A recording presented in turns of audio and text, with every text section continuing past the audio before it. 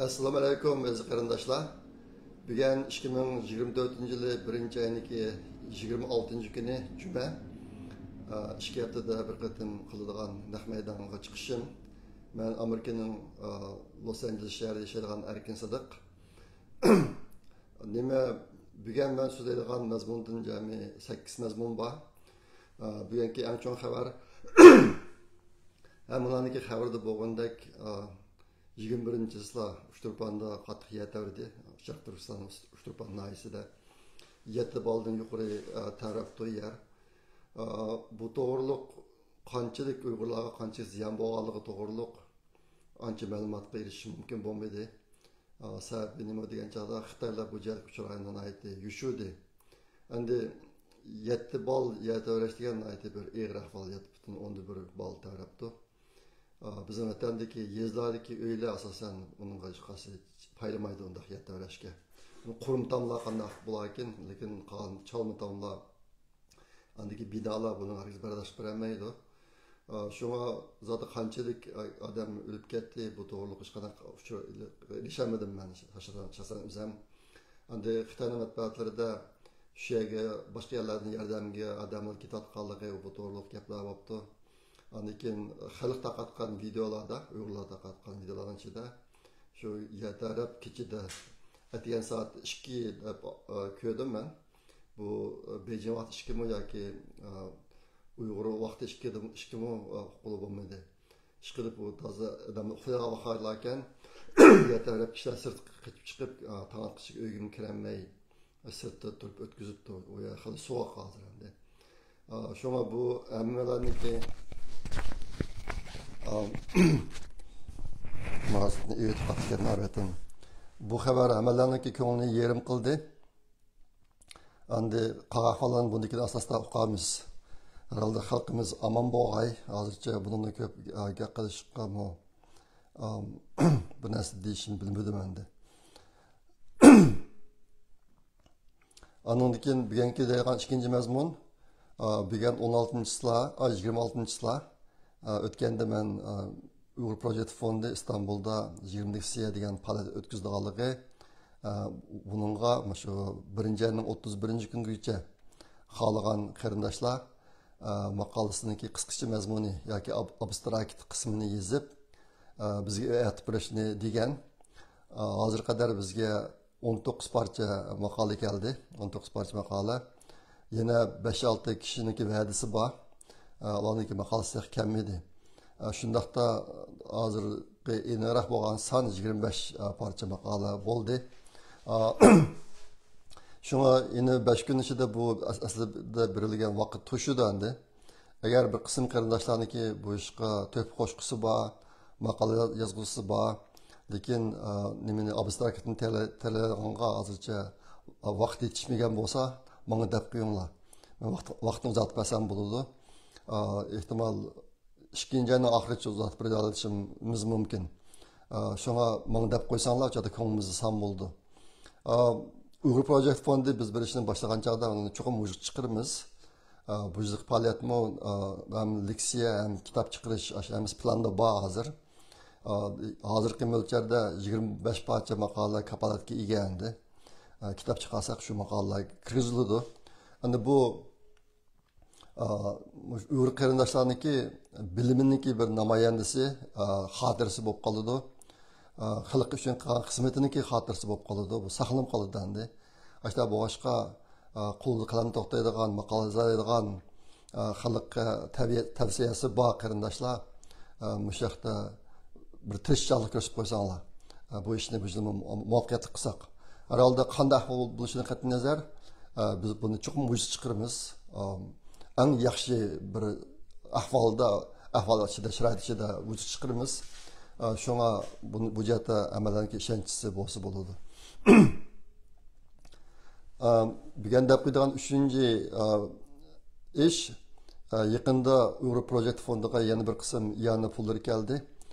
Bular ichida davomliq shirkat orqali yana qilayotgan qarindoshlar bor Amerikada. Birilardan $2444, yana birilardan $1244 keldi. Şirket orqali deganda Amerikadagi bir qism shirkatlar agar siz $100 iyani qilsangiz bir kirimsiz tashkilotning birisiga $100 iyani qilsangiz shirkatning $100 qo'shib $200 beradi sizga. Ma pul ashta kirgan pul Amerikada mushundaq shirkatlarda ishlagan qarindoshlar intayin jiq. Biray 100 ga berishi mumkin. Ma ishki qatimliq pul bir odamdan keldimi yoki ayrim ikki shaxsdan keldimi uni aniqlayolmadim, ko'rinmaydi menga. Aralda ularniki shirkat orqali kelganligini bilalayman. Shunga bu qarindoshlar ko'pdan ko'p rahmat. Undan boshqa yana shirkat orqali boshqa shu kirimsiz tashkilotlarga pul taqtiradigan organlar orqali kelgan puldan bizga $50 pul, $827, $500 pul keldi. Hamisi yaqinda keldi. Bu qarindoshlar nomsiz bo'lgani uchun u kimligini bilmayman. Ba'zilariniki qayerdan saqlanganini bilalayman, lekin zodi kim soldi ular ismini yursa uni ko'rmay qolamiz endi. Mushlar yana pullar keldi. Bu qarindoshlarga ko'pdan ko'p rahmat. Andikin Yevropadan bir qarindoshimiz Uyg'ur Project Fondiniki PayPal akkaunti orqali $130 aytibdi yaqinda. Bu qarindoshimizga ko'pdan ko'p rahmat. Undan boshqa bu Amerikadagi Rihangul Ubul va Qadriya singillarimizni tirishchiligida bir muzika kitobi yaqinda nashrdan chiqdi. Turkiyada besildi bu kitap. Abdujalil do'stimiz yordam qildi bu bostirishlarga. Buniki xarajatni biz chiqarib berdik. Nihoyatda sifati esil chiqibdi kitobga qarab baxtim. Yengizcha tekstlarim bor ekan, bir qism naqshlarniki. Shunga bolalarga Uyg'urcha naqshlar o'rgatmoqchi bo'lgan sazda, pianoda masalan. Qarindoshlar ep qo'ysanglar bo'ldi maktabni. Menga desanglar men Rihangul aloqalash nimasini depirman. Bu kitobniki bu qatimki qayta nashr qilinishiga Uyg'ur Project Fondidan pul chiqarib berdik. Endi yaqinqi ahvollarni kuzatsak, millatniki taqdirini o'zgartiradigan, yaxshilaydigan jihatlarda cho'ng xabarlar yo'q. Lekin xalq tirishayotdi.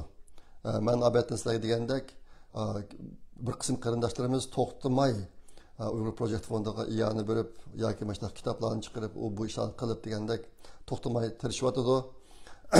Andan keyin Dunyo Uyg'ur qurultayiniki mushqatim ular hozir nimada Jenevada, Shveysariyadagi Jeneva shahrida chidir tikib, bu yerda rasm ko'rgazmasi, namoyish ishlarni qilyotdi. Boshqa tashkilotlarmi har xil tashkilotlar, shaxsiy faoliyatchilarmi to'xtamay ish qilyotdi. Millat yana intan umidvor bo'lishimiz kerak, mana davomli tirishishimiz kerak.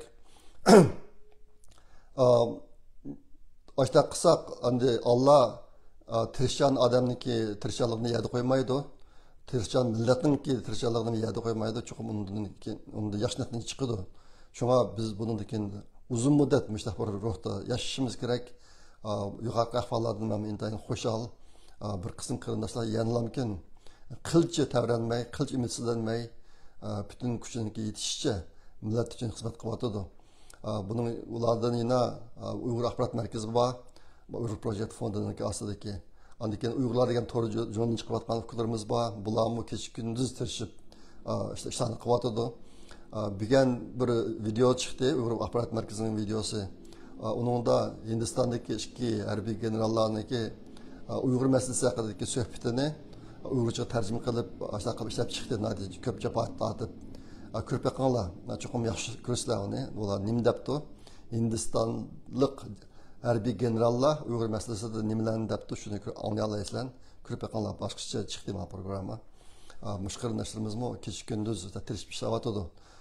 Mana programmalarni ko'rgan vaqtinglarda agar yoqti bo'lsanglar bir barmoq qo'yib qo'yinglar. Men yaxshi ko'rdim degan barmoqni besib qo'yinglar bir qatim. Bo'lsa agishib qo'yinglar. Uyg'ur axborot markaziniki video kanaliga agishib qo'yinglar. Mening videolarim shu. Men chiqarayotgan shunday videoni hozir Facebookda ko'rganlar mingdan oshadi. YouTube'da 3000 dan ishlayotdi. YouTube'da barmoq berganlar 200 atrofida odatda. Qolganlar barmoqni berib qo'ymaysizlar. Barmoqni martnacha bersangiz bo'ladi, pul ketmaydi uningga. Yaxshi ko'rsanglar. Yaxshi ko'rmasanglar men hargiz barmoq beringlar demayman. Uyg'ur axborot markazining videosi shu endi. Bu bir insonlik bu. boshqalar xizmat qilgan joyda fidokorlik qilgan vaqtida agar uni yoqtirgan bo'lsangiz unga bir rahmat aytib qo'ysangiz bu bir insonlikdagi bir eng oddiy axloq endi shunga buni unutib qolmanglar buni deyishimdagi sabab mushani qilayotgan kishilar uchun zo'r ilhom bo'ladi sizlarniki kun bir qatim besib qo'ysanglar bo'ldi barmoqdan birini lekin qilayotgan odamlar uchun zo'r ilhom bo'ladi shunga bo'lsa Uyg'ur axborot markazida kecha kunduz tirichanlik ko'rsatgan qarindoshlarniki xizmatini qo'llash nuqtasidan agar yaxshi ko'rsanglar chiqqan har qatim chiqqan videoga bir barmoq berib qo'yinglar aniq agashmagan agashib qo'yinglar bu kanalga bugun deydigan 4-chi mazmun hozir BDT'da ichilayotgan kishilik huquq haqidagi o'xshamagan davlatlarning kishilik huquq ahvolini tekshiradigan bir yig'in bu yig'in bu yil boshlandi 22 yanvar boshlandi 2 fevralgacha ochiladi bu yig'in bu qatimki 45 qatimligi BDT har yili 3 qatim mushtaq yig'inlarni ochib shu BDT'ga tava allarniki kishilik huquq ahvolini tekshirdi ekan har yili 3 qatim ochildi ekan bu yig'in bu yil 2024 yildagi 1-chi qatimligi Xitoy shu 1-chi qatimligiga kirdi bu qatim Xitoy 23-sida dekret berdi bergandan keyin bu qatim aslida nimada BDT'da 193 davlat bor ekan bu qatimki yig'inga kelganlar 163 davlat ekan Xitoy dekretni bir bo'lgandan keyin qolgan shu yig'inga kelgan allar vakillari bir odam 45 sekunddan ifoda bildirdi ekan shu bergan dekretga qarata shunga mushtaq bir ish bo'ldi mush munosabat bilan dunyo Uyg'ur qulti chaqiriq qilib bir qism kishilarni urlashtirib shu Jenevaga berib shuningki shu BDT'niki binosining oldida hozir chetir tikib rasm ko'rgazmasi qilyotidi namoyishlarni o'tkazdi ular shunaqa qilib jafotat va shunaqa qilyotidi endi yig'inniki o'ziga kelsak Xitoyniki nima dedaligini bilamiz Xitoy qip-qizil yuz qilin bu dunyoda oz uchraydigan yuz qilin bir inson nomusi degan narsani bilmaydigan amaliyotga hech qanday uyg'un kelmaydigan gaplarni deydi o'sha yig'larda har bir davlatga 4 yilda bir qatim navbat keldi ekan shunga Xitoyniki oldingi qatimliq shunaqa yig'inda diqqat berganini 2020-yilda bo'libdi ekan endi bu qatimki yig'inda aytaman degandek 163 davlatniki vakillari ifoda bildiribdi buning ichida 31 dak davlatniki vakillari Uyg'urlarni tilga olib Xitoyniki Uyg'urlar ustidan yurgizgan jinoiy ishlarni norozilik bildirib tanqidlab degandek ishlarni qilibdi qolgan davlatlar bo'lsa unday qilmabdi Uyg'urlarni tilga olmabdi qolgan davlatlar ko'pinchisi Xitoy tarafda turib Xitoyni maqtab degandek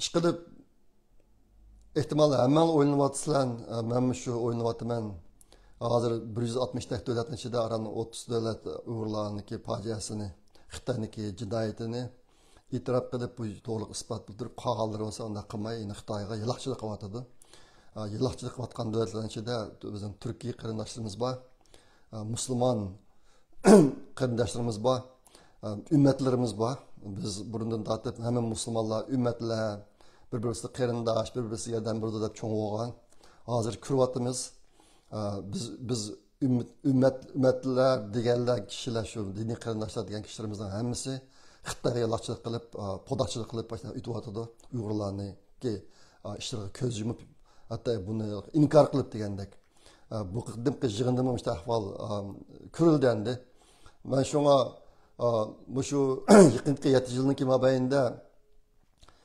Uyg'urlarning beshiga kelgan kulpat hammamizni chunqur o'ylantirdi biz ikki narsani obdan bilib oldik birisi biz qaysi darajada Uyg'ur millati biz qaysi darajada bir millat bo'lib shakllanib bo'lgan degan narsani tushundik yaqinqi 7 yilniki mobaynida har xil insonlarni ko'rdik hozirmi ko'ryapmiz hozirmi shundoq Uyg'urlarning beshida qabih kunlar bo'lib olsa yine butunlay bir boshqa planetaning odamlaridek yashayotgan odamlar bor hozir mayli kelgusi qurilgan davlat bo'lsin, Uyg'urlarni nega boshlash bo'lsin, ajoyib ishlar bo'lyotidi. Buni ko'ryapmiz. Dunyodagi davlatlarni millat davlati, andan madaniyatlashish davlati deb ikkiga ayirg'ili bo'ladi. İngilizce'de, Uygurca'da medeniyet degan gapni nasıl ishlatamiz? İngilizce'de ikki so'z bor. Buningga birisi civilization deydi. Civilization degani madaniyatlashish ahvoli amaliyotda. İnsanlarninki madaniyatlashish ahvoli, civilization, yana birisi culture. Albatta men degan ikki so'zni civilization state and nation state deb ikkiga ayiradi İngilizce'de.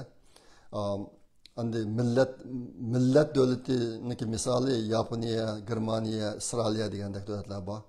Andi madaniyatlashish davlati deganda ko'plagan millatlar bor. Qanaqdir bir millat asosida o'rinda turmaydigan. Masalan, Amerika madaniyatlashish davlatiga kiradi, millat davlati emas endi. Biz o'zimizni Uyg'ur deb atab, tug'ilib, cho'ng bo'lib keldik hozirga qadar. Endi mana yaqinqi 7 yillik fojiada Uyg'urlar qancha persen Uyg'urlar o'zini Uyg'ur deb hisoblaydi. Uyg'urlardagi Uyg'urlik engi qanchalik, millat engi qanchalik. Buni biz obdan ko'rdik, lazım ko'ryapmiz. Ondagi xalqarodagi adolatniki darajasi qanchalik buni ko'ryapmiz. Vaqtda biz yig'inda namoyon bo'ldi, 30 davlat, 130 davlat. 30 davlat Xitoyni ayblab Uyg'urlarga hislash qilgan bo'lsa, 130 davlat Xitoyni maqtab, Xitoy tarafda turyapti endi. Dunyo mushtahkan, bu yerda ko'zimiz xil ochildi bu 7 yilning mobaynida. Endi mushtah bir ahvolda biz bir ishni qilsak qat'iy bo'lmaydi. U nima deganda umidsizlansak qat'iy bo'lmaydi. Endi bir ishni chuqur qilishimiz kerak. U nima deganda qattiq tirishimiz kerak. Burunqidan bir tirishimiz kerak. Ashta qilmaganda millatni saqlab qolish intayin qiyin to'xtaydi. Oldimizda ig'ir vazifa bor, bu kunlar uzun ekan. Shunga biz har qatlam mushtashdan kelgan chog'da texmo irodamiz chingib, aqliy jihatdan texmo kuchlanib, shu millatni qutuldirish yo'lida men texmo tirishmasam bo'lmaydi ekan degan ashta bir niyatga kelganimiz yaxshi. Men buni ko'p ta'kidlayapman, Uyg'urlar qaytadan tug'ilish kerak deb. Hozir bizga qilgan yo'l shu. Endi dunyodan qancha umid kutamiz deganda shunchalik ahvol bo'lyapti. Bu qatim Uyg'urlar tarafda turib, Uyg'urlar uchun gap qilgan davlatlarning ichida Amerika, Angliya, Kanada, Avstraliya, Shvetsariya qatorli davlatlar bor. Bularning ichida eng kuchli gap qilgan davlat vakili Amerikaniki vakili. Amerikaniki vakili eng kuchli gap qildi, u 8 moddani o'tirib qo'ydi. Ularning ichidan bizga munosabatli moddalardan mundaqlar bor.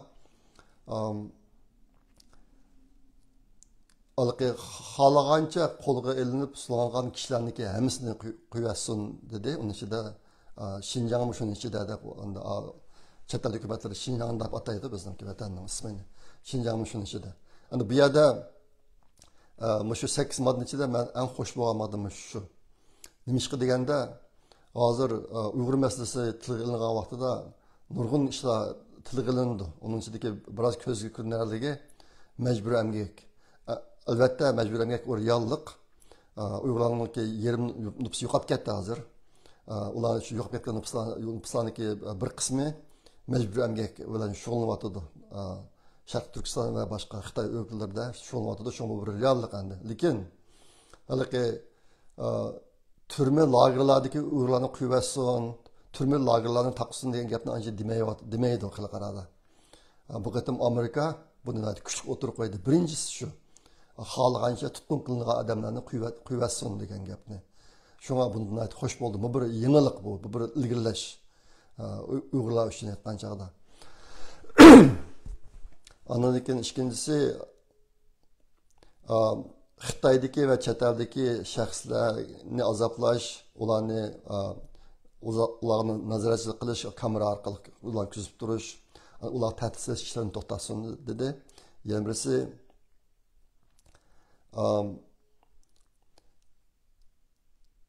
shaxsiylarniki madaniyati, tili, dini va ko'z qarashlariga, e'tiqodiga e'tiqodini kamsitadigan ishlarni to'xtatsin dedi.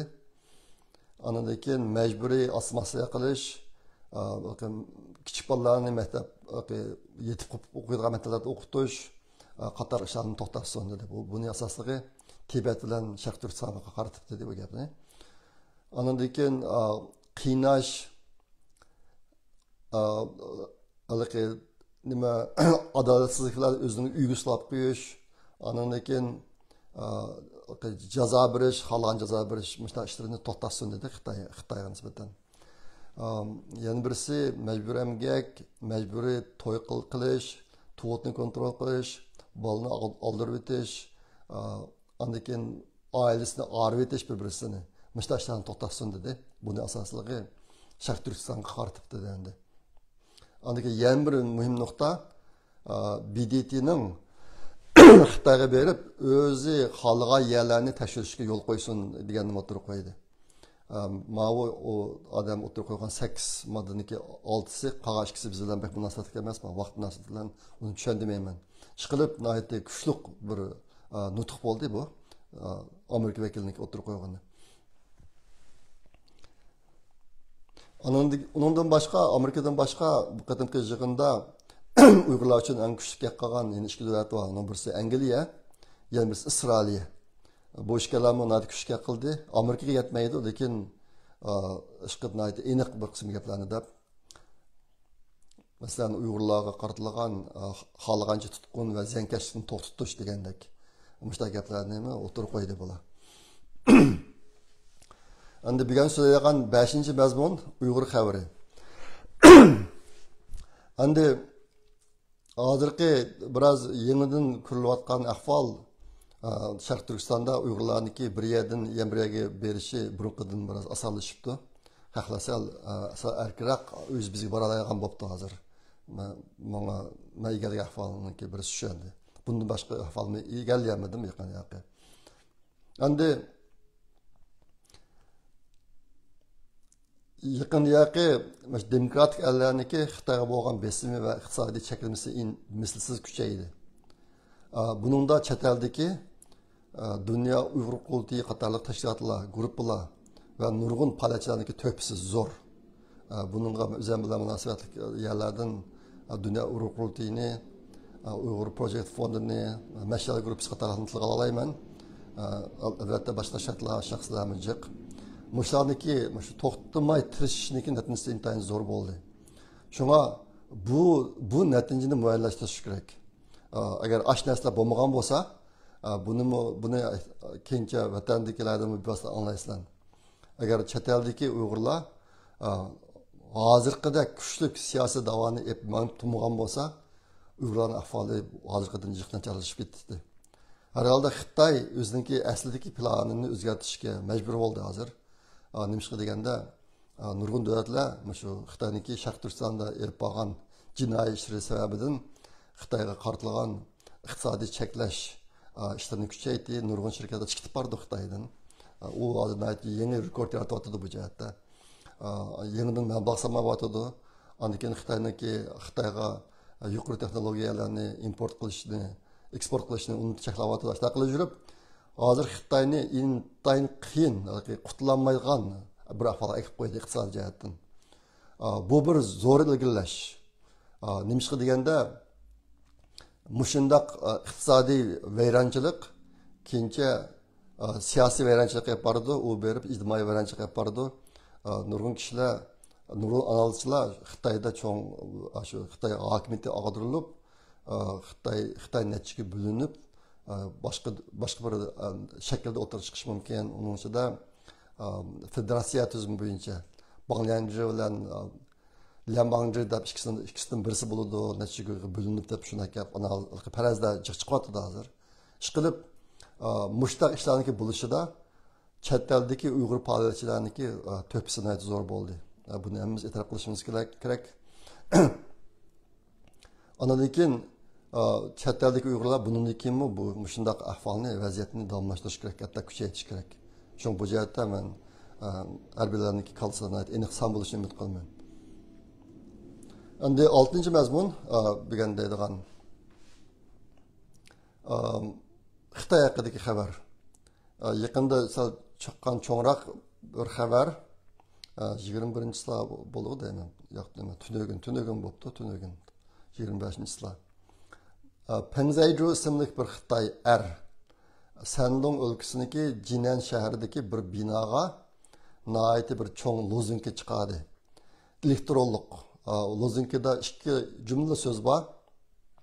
Buniki birinchisi Gongsandan yo'qolsin, ikkinchisi Xi Jinping yo'qolsin. Dado Gongsandan, dado Xi Jinping degan. Shu ikki jumla cho'ng xatni shu nima Jinan shahridagi bir cho'ng egiz binoninki bir temaga chiqadi.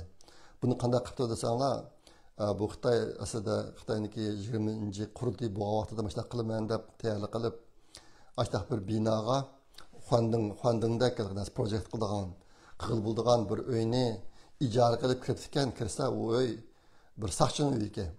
O saqchi chet eldan kelgan kishilarniki josuslik ishlarini kuzatadigan bir saqchi ekan. Ash uqqandiki bu qo'rqib ketib, u yerdan ko'chib ketibdi, undagi bu ishni qila olmay, yaqinda boshqa bir uyni ijara qilib ijaraga shu cho'ng Huandingda qo'yamiz, projektlar chiqadigan narsani butunlay tayyorlab, hammasini tayyorlab qo'yib, uni telefon bilan, yonfon bilan boshqa qo'loldigan qilib qo'yib, o'zi chet elga chiqibdi. Chet elga chiqib, Xitoyning chegarasidan bir bexatarlik yerga borgandan keyin bu ko'rinishni telefon orqali echib, oqshimisi bir cho'ntamga chiqarib qo'ydi. Buning videolari bor, ko'raysizlar. Tunögün bo'ldi bu ish. Ishqilib bu ahvol Xitoy dunyosi ichida chet eldagi xil cho'ng g'ulg'ul qo'zg'adi. Men o'tganimda sizlarga degan, hozir Xitoyning ichida Xi Jinpingga qarshi zo'r kuch bor. Xi Jinping intayin yolg'iz qoldi. Xi Jinping o'lsa dedi odamlar jiq hozir. Aşta boshqa maishlamu shu soatdagi ishlarga birisi endi. Xitoylik kishilar qattiq chidab turolmay, hozir mushtaq ishlar qilishga boshlayotdi bular. Yaqinda bo'lgan yana bir ish bor, Xitoyning rasvo qilgan ish bor. Uning birisi Angliyaniki London shahridagi bir poyezd stansiyasi Pancras Station deydi. Shuningda 19-sila bir dangliq pianochi şu poyezd stansiyasida piano çalayotgan vaqtida bir voqea yuz berdi. Bu pianochining ismi Brendan Kavanagh degan odam. Shu yerda piano chalasa, o'sha yerda Xitoy uchun video ishlayotgan Angliyada yashaydigan bir Xitoy guruhisidagilar kelib bu odam bilan biroz so'qashdi u yerda. So'qishib, bu odamni sen to'xtat, matbuotga ishingni bizni omma videoga deb bu odam piano chalayotgan vaqtida boshqa birisiga deb o'zini videoga og'izayotgan ko'rinishgan u. O'zini video yeyotgan vaqtida bu video kameraning qarshi tarafida aşağıda Xitoyniki Chag'an bayrami uchun video tayyorlayotgan bir guruh Xitoylar bor ekan. Qo'lida Xitoyning bayrog'i, qizil bayrog'i. Bular ashuni ko'rgandan keyin bu odamga sen to'xta, bizni videoga olma. Seni buni videoga ilishing Boşlaq video qilishing Jungoniki qonunga xilof deb shular dedi bu yerda. Degandan keyin ma degan Angliya Jungo emas deb ashta qilib biroz so'qish qilib bu video chiqitib sirtlarga olinatki qilib ko'p bor, sirtlar topalaysizlar. Hozir bu videoni ko'rgan odamlarning soni 7 milliondan oshib ketdi. Tunögünlam 7 milyon 300 ming bo'lib ekan, boshqa 8 million chiqib bo'ldi, qo'ymaydi. Andaki butun dunyoda matbuotlarda cho'ng g'ulg'ul qo'zg'atdi bu ish. Angliyada yashaydigan Xitoy bir angliyalik odam bir ommaviy so'rinda piano chalasa, sen ma pianoni chalma, bu Jungoniki qonunga xilof deydigan gap berib. Mushundaq lukchalik qilyotdi bular. Amaliyotda Xitoyda qonun yo'q, hammamiz bilamiz buni. Agar Xitoyda qonun bo'lgan bo'lsa, Uyg'urlar biz makonni ko'rmaydik. Ammo chet elga nisbatan bular Jungoning Angliyaning tuprog'ida Jungoning qonun xilof deb haqqi besmishtirdi. Bu bir cho'ng rasvochilik bo'ldi. Xitoyniki abdi 5-sini ochadigan bir cho'ng voqea bo'ldi bu. Ikkinchisi Mushu Tayvandagi saylamdagi to'g'ri, Tayvanning saylamidagi natija chiqib bo'ldi, ammo uqdinglar. Demokratik ilg'or partiya qutib chiqdi. Shular prezident bo'ldi. U Xitoyda Minjingdan deydi, uni inglizcha Progressive, yo'q, Democratic Progressive Party deydi. Olsa bunu vatanda demokratiyani ilgari surguvchi partiya deb tarjima qilib ekan buni. Men demokratik ilg'or partiya deb oldim hozirning videosida. U inglizcha xat bilan Xitoycha xatdagi mazmuni ash to'g'ri. Demokratik ilg'or partiya. Bu yerdagi demokratik degan bir sifat, progressive degan bir sifat. Bu yerda qanday demokratiyani ilgari suradigan partiya deb bunday fel bir narsa yo'q. Aslında bu başka maaşlar tercüme kılıp şu boyunca buluyorsun. Ben aslında kılıvermektendi. Şu saylan bu poğanlıkken bir Wang Jian degan bir Xitoy varken bu mu özüm video ishlab chiqarib taqdim qilgan media şirketi bormi o'qimadim. Bu Xitoy adam ekan. Ko'pincha Yaponiyada yashaydi ekan. Bu qatim shu Tayvanga berib, Tayvandagi bir intayin dangliq bir kishilik huquq advokatini mazaq qilibdi bu. O advokat meyipke. Yol mağamayken kulumi yok. Hatta kitapını açamaydı ki mesela. Apsi aşı yeni durup kitabını açıp okutup jürüp bu advokat Tayvan Üniversitede bakalavrlıqını elip, Harvard Üniversitede magistrlıqını elip, ondan keyin yan bir danlı mektepte doktorluqını elip, aşıdan Tayvan qaytib kelip advokatlık qıvatqa adamken Demokratik İlg'or Partiyaning qo'llaydigan endi Xitoyga qarshi. Ma Wang Jian degan Xitoy uni mazaq qilib video ishlab chiqib taqib ekan. Bu nihoyatda cho'ng g'ulg'u bo'lib ketdi. Bo'lib ketib, shuning bilan Tayvan hukumati, Tayvan sud etib, bu Wang Jian degan Xitoyni 5 yilgacha Tayvanga kelsa bo'lmaydi deb cheklayapti buni. O'sha qilsa bu agar meni Tayvanga cheklasang, men oldinlar Yaponiya grajdanı bo'laman, Yaponiya grajdanı bo'lib qolgancha Tayvanga bora olmayman. Agar Yaponiya grajdan bo'lamasam, Amerika grajdan bo'laman, shu yerda qolgancha bora olaman deb bir narsani debdi ekan bu. Hozir endi Yaponiyadan cho'ng g'ulg'u qo'zg'ab bu ish. Bu Xitoyniki Yaponiyada turish salohiyatini bekor qilish haqida gaplar bo'lyotdi. Buning da natijasi chiqmadi, ammo bu mesela bir cho'ng xabar bor. Bu Xitoyniki o'zini mazaq qilgan Abdibashir ochgan ikkinchi cho'ng voqea. Uchinchi cho'ng voqea yaqinda Xitoyniki boshbaqoni Zonglisi nima Li Chang degan Xitoy xalqaro iqtisodiy munbarga berib so'z qilgan chog'da bu Xitoyni oqlab sizlar bizga ishonsanglar bo'ladi, bizga ishonchli davlat, gapimiz uchun turimiz deb boshqa gaplarni deb o'zini yuzini tushirib oldi. Agar diqqat qilsanglar, Amerika, Yapon, Angliya degan davlatlar hech qanday bir yig'in berib, sizlar bizga ishoninglar, biz yaxshi odam, biz yaxshi davlat, biz gapimiz turimiz, degan ishimizni qilamiz demaydi hech kim. Ma Xitoy ayaga berib shu gaplarni deyotdi. Amaliyotda Xitoyniki va'dasi turpoqqa ishlar ancha jiq emas. Asosan va'dasi turmaydi. Asosan xalqaro qonun tuzumlarga bo'ysunmaydi, buzudi. Ashta qilib kelgan davlat, ashta qilib turib, yana yuzini daptaq qilib, xalqaro munbar berib, yana bizga ishinglar, bizga degan gapimiz turimiz, Jungo yaxshi davlat, malvaqsa sano bo'ladi, biz ishlash yutimiz deb yana gaplarni deyotdi. Shunga bu uch cho'ng ish Xitoyniki yuzini tüküdüğün, Abdibashirni açıdığın çoğun vaqalar bo'lib ketdi yaqinda. Shunga bu vaqtda xili xabarlarni ko'rsatadi hozir xalqaro munbarlarda.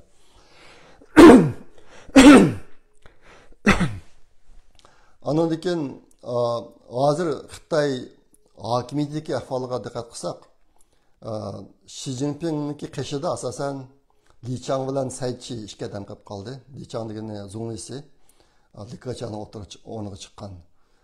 Saychi degani Xitoyning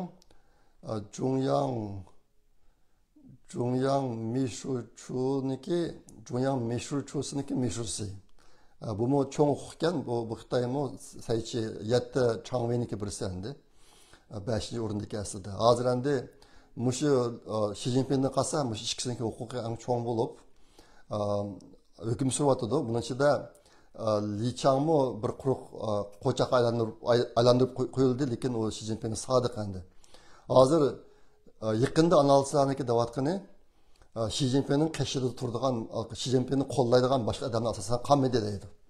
Hammasi jiroqlashib ketdi yoki jiroqlashtiryapti qolganlarni, hozir 3 odamda qolib qoldi deydi. Shunga Xi Jinpingniki o'rni nihoyat xatarlik hozir. tünügün bilgen oturup çıkan yan bir narsa Xi Jinpingni rakkisloptu degan gap oturup çıktı. Rakkisloptu deydi. Yishan aydagi Xitoycha Uyg'urstin deydi. Uni vaqtim yetmaydi. Tarjimasini deb qo'ydi qolgan.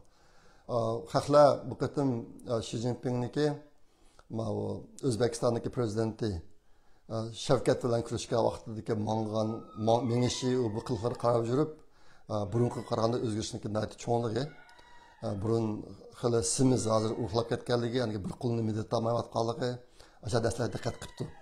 Qilib hozir shu uni yishan aykan, rakkesli ekan deb shu gaplar jiq chiqyapti bugun.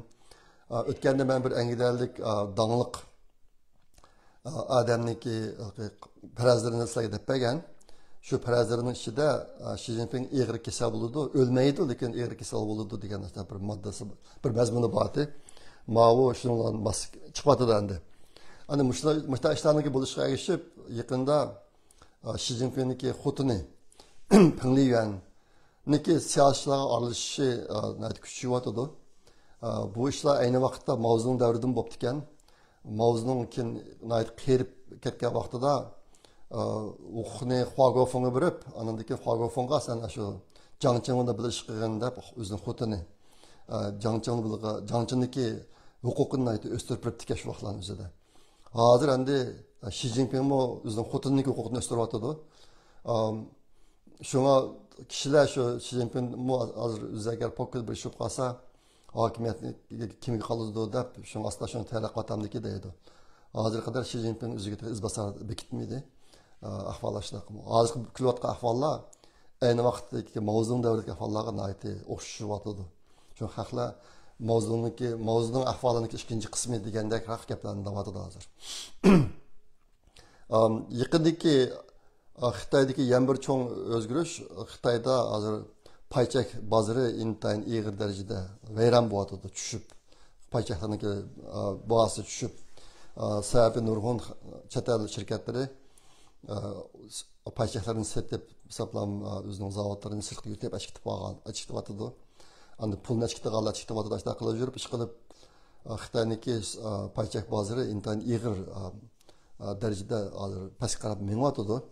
Endi mushuni to'sish uchun yaqinda Xitoy Kompartiya hukumati 278 milliard dollar pul ajratib, stoqlarni shu paychaklarni setib olib, shu orqali paychak bozorini biroz paychak bozoriniki pastga qarab menishini to'xtatamiz deb ashta siyosatni o'tirib qo'yibdi. Qo'ydi hechkini oldida qo'ydi, lekin buni ancha unum bermayapti. Xitoyning iqtisodiy davomliqlar tuvan qarab ketyapti. Albatta men degandek iqtisodiy vayronchilik keyin siyosiy vayronchilik olib, uniki ijtimoiy vayronchilik olib, shu orqali Xitoy hokimiyatiniki og'dilishiga aylanib berishi mumkin.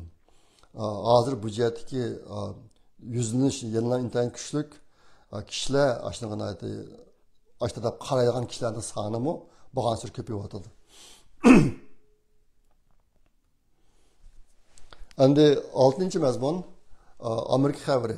Yakında hazır Amerika'da partiya boyunca prezident namzatlarını saylab chiqish ishi davom etyapti. İki shtatda saylam tugidi. Birisi Iowa degan shtat, yanisi New Hampshire degan shtat. Bu nima cumhuriyetçiler bu saylamlarni uchiq saylam qilib epadi. Uchiq saylam degani yepiq saylam degan saylam bor. Yepiq saylam bo'lsa, Cumhuriyetçi partiyaning saylamiga faqat Cumhuriyetçiler partiyasiniki a'zolar qatnasha oladi. Uchiq bo'lsa, kim qatnashsa bo'laveradi.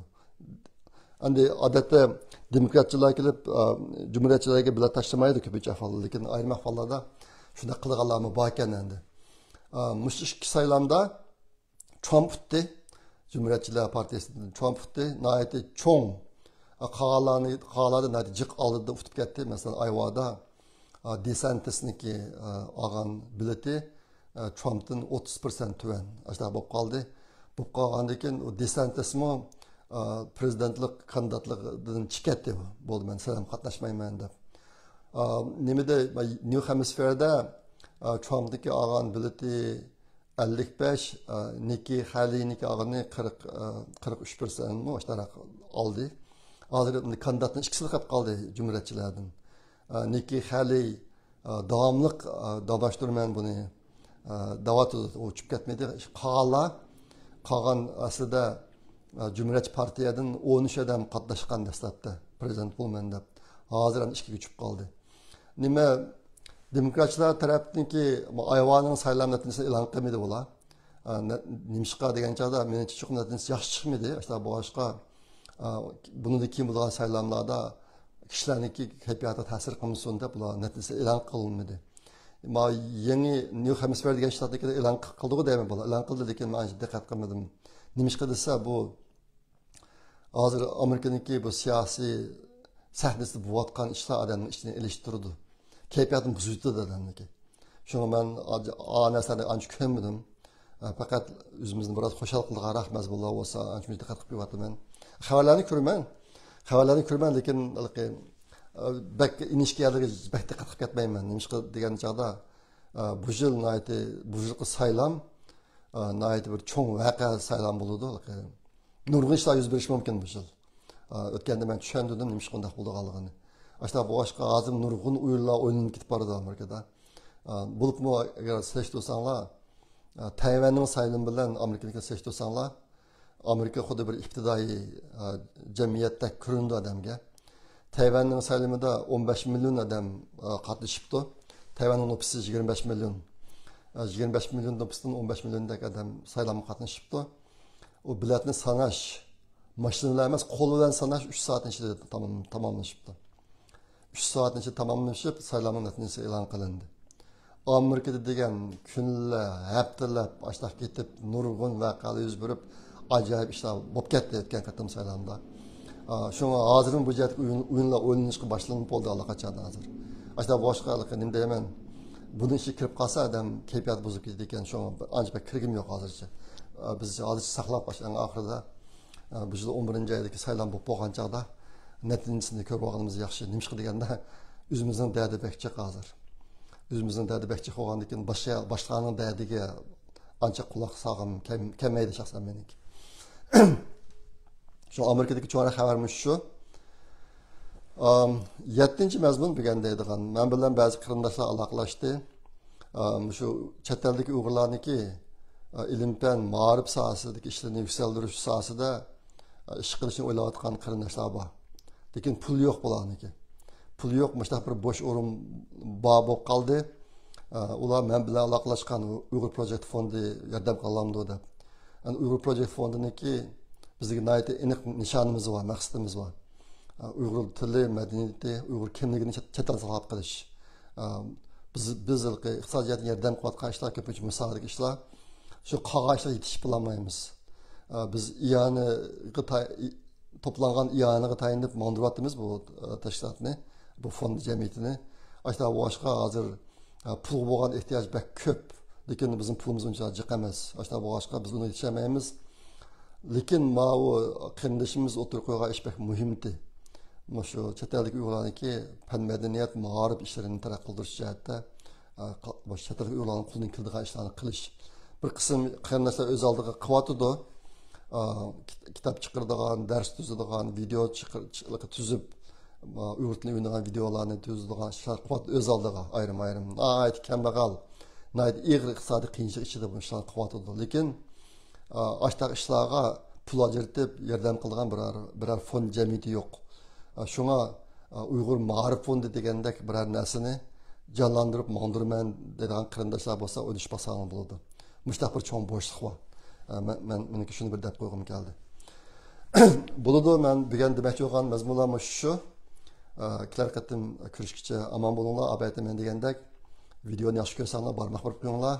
Agashmagan bo'lsanglar agashib qo'yinglar. Menikini qilmagan taqdirdimi Uyg'ur axborot markazi chiqarayotgan video.